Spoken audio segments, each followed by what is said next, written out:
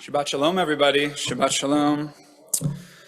So, I'd like to tell you that I remember a lot of what I learned in college.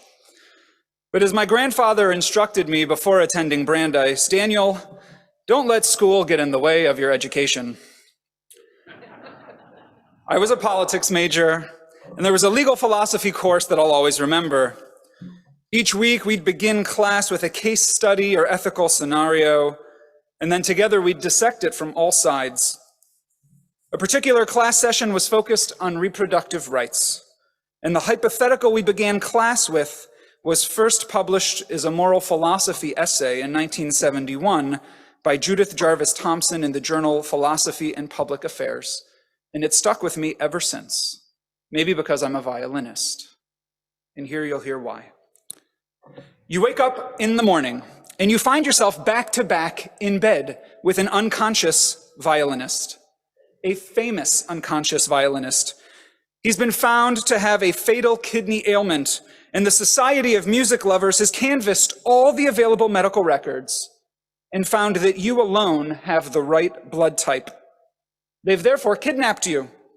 And last night, the violinist's circulatory system was plugged into yours, so that your kidneys can be used to extract poisons from his blood as well as your own. If he's unplugged from you now, he will die. But in 9 months, he will have recovered from his ailment and can safely be unplugged from you. So, do you insist on the famous violinist being unplugged due to the violation of your bodily autonomy? Or do you allow him to stay attached for 9 months to save his life and preserve his musical gift for the world? Thomson titled her essay, A Defense of Abortion, and argues that one can unplug oneself from the violinist, even though this will cause his death, due to limits on the right to life, which, in her mind, do not include the right to use another person's body. Thomson says that if you do allow him to go on using your kidneys, this is a kindness on your part, but not something that he can claim from you as his due. Many objections have been raised to Thomson's hypothetical and argument. But this issue of when life begins, what we owe to expecting mothers, and what we owe to potential children has long been part of our civic discourse and has been discussed by rabbis for generations. Allow me to put on my lawyer hat for a moment. In 1973, the Supreme Court of the United States decided the case of Roe v. Wade. In that case, a pregnant single woman, Jane Roe, which was an alias, by the way, for a woman named Norma McCorvey, brought suit against Henry Wade, the district attorney for Dallas County. Norma was pregnant with her third child, a pregnancy that she had not planned for and didn't desire, and the law in Texas at the time was such that she was not legally permitted to receive medical care in the form of an abortion. After working its way through the judicial system, the Supreme Court held that a person may choose to have an abortion until a fetus becomes viable, based on the right to privacy read into the due process clause of the 14th Amendment. They defined viability as the ability to live outside the womb, which was roughly 24 to 28 weeks after conception at that time. In the years following the Supreme Court's decision, its legal reasoning was questioned by those on both sides of the aisle.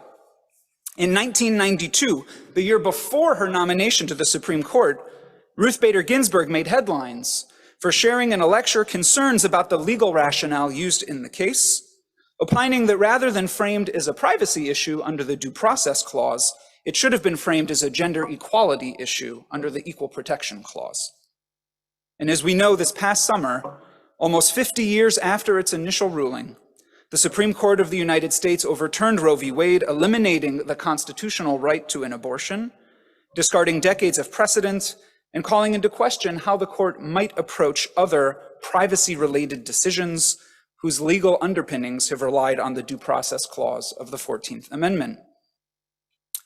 Roe being overturned returned the authority to determine the legality of abortion to each of the 50 states.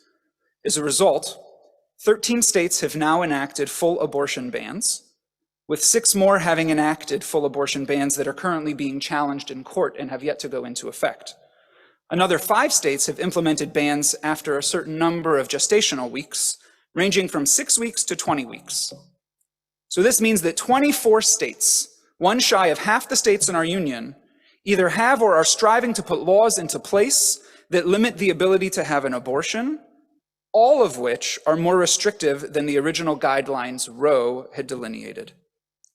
Given the geographic realities of where these states are, if you're living in the Deep South, you might have to reasonably drive more than 15 hours to legally obtain an abortion. So what is motivating these states to curtail or outright eliminate the ability to legally terminate a pregnancy? Simply put, the motivation for these laws is a desire to impose a dogmatically Christian understanding of when life begins on as many people as possible. Most Christian denominations espouse the belief that life begins at conception, and they come to this position by pointing to biblical sources as their proof texts, with two of the main sources coming from our shared biblical tradition. The primary source pointed to by many Christian groups is Psalm 139, where we read these poetic words traditionally attributed to King David. "It was you who created my conscience. You fashioned me in my mother's womb. My frame was not concealed from you when I was shaped in a hidden place, knit together in the recesses of the earth. Your eyes saw my unformed limbs. They were all recorded in your book. In due time, they were formed to the very last one of them." The Christian reading of this text is that since God forms us in the womb and has the blueprint ready to go ahead of time, that life must begin at conception. An additional source some Christians point to is proving that life begins at conception are words spoken by Jeremiah, the prophet, explaining how he was selected to be a prophet by God. So this is a selection from the book of Jeremiah. Quote, "Before I created you in the womb, I selected you. Before you were born, I consecrated you. I appoint you a prophet concerning the nations." End quote. So the Christian understanding and reading of this text is that if God is consecrating those in utero, clearly human lives exist in the eyes of God before being born. Thus, they argue life begins at conception. To be clear, this is a religious belief, not a scientific one. Now, the Jewish tradition also values life. The first commandment in the Torah is pru urvu, be fruitful and multiply. We pride ourselves on transmitting our covenant ledor vador, from generation to generation. We can't do that if there aren't new generations to pass it down to. We read in the Talmud that to save a life is to save the world. But from the traditional Jewish perspective, life does not begin at conception. Rather, it begins at birth. Now, this doesn't mean that we don't suffer or mourn when experiencing miscarriages or having to terminate pregnancies due to complications. But it means that in our tradition, there's a distinction between human life and potential human life, and that Judaism's religious understanding of when life begins is fundamentally different than that of our Christian neighbors. The Conservative Movement's Committee on Jewish Law and Standards wrote in 1983 that, quote, "The right to be born is relative. The right to life for existing persons is absolute. Life may begin before birth, but it's not the life of a human person. Animal life, plant life, or even pre-human life are not the same as human life. Rabbinic law has determined that human life begins with birth. This is neither a medical nor a court judgment, but a metaphysical one. In the Jewish system, human life in this sense begins with birth." End quote. So the Jewish tradition's take is actually rooted in this week's Torah portion, where we read the following. "When two or more parties fight and one of them pushes a pregnant woman and a miscarriage results, but no other damage ensues, the one responsible shall be fined according as the woman's husband may exact. But if other damage ensues, the penalty shall be life for life," etc. From the Torah's text, it's clear that a mother's life and a fetus's life are not of equal value. If a mother is killed while pregnant, the penalty is life for life. But if the fetus is killed, the penalty is financial compensation. This valuing of the mother's life over that of the fetus is concretized in rabbinic texts. In the Mishnah, we're taught that if a woman is having trouble giving birth, the life of the mother takes precedence until the fetus is actually born, and that it's only once the fetus has been born that it achieves equal status to its mother. Our understanding of what constitutes a mother's life being at risk has also evolved due to advancements in medicine and technology, and a greater understanding of mental health in particular. Today, all of the major Jewish denominations recognize that threats to the physical or mental health of a mother are grounds for an abortion.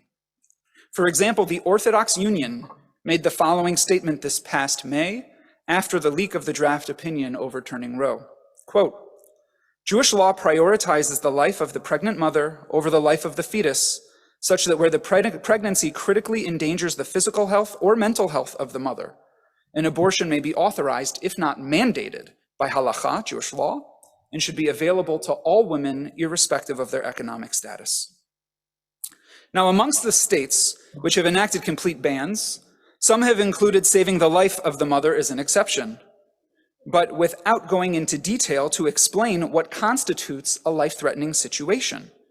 And these states have overwhelmingly not waded into how to determine when threats to mental health would meet their requirements, leaving many practitioners and patients concerned that they will be prosecuted. So in 2023, roughly half the states in this country have now adopted a non-scientific Christian definition of when life begins, exposing a religious as opposed to policy preference. And as a result, the conservative movement's rabbinical assembly has urged its members to, quote, support full access for all individuals to the entire spectrum of reproductive health care and to oppose all efforts by federal, state, local, or private entities or individuals to limit such access, end quote. Because it's only in such a construct that we'll have the freedom to follow Jewish law, and because we have no desire to impose our definition of when life begins on others. I still sometimes wonder what I would do if I were the person hooked up to the violinist. What would my decision be? The question itself presumes I have the freedom to make a decision. In half of our country, after 50 years of decision-making protection, that's no longer the case for those who are pregnant, and it's due to an open, unashamed, governmental embrace of Christian theology, and it's not okay. Shabbat Shalom.